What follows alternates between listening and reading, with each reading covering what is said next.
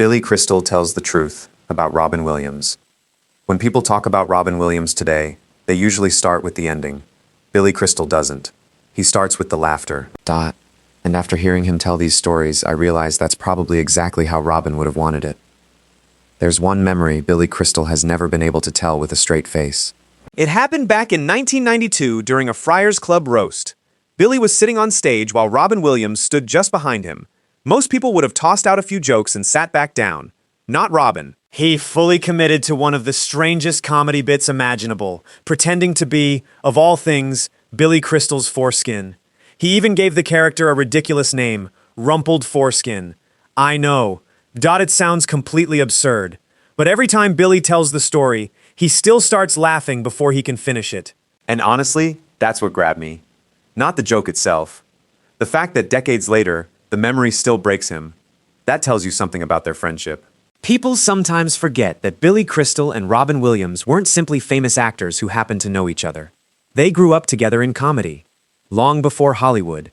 Long before Hollywood. Long before Oscars. Long before anyone knew either of their names. In the late 1970s, they were just two stand-up comics trying to make audiences laugh in tiny clubs around Los Angeles.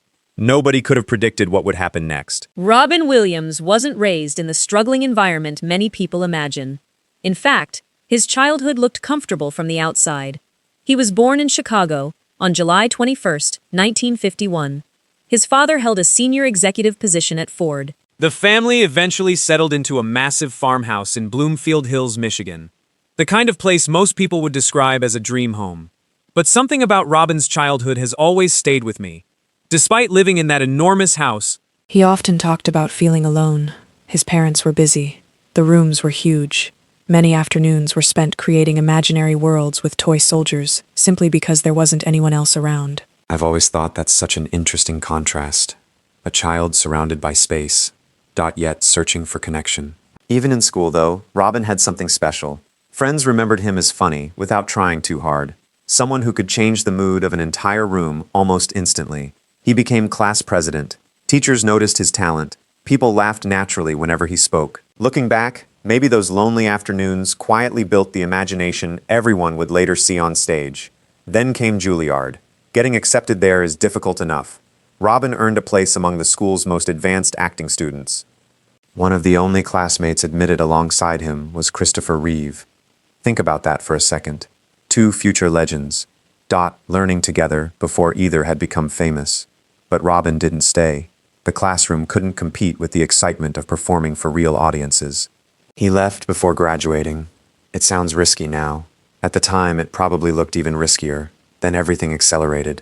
Comedy clubs, San Francisco, Los Angeles.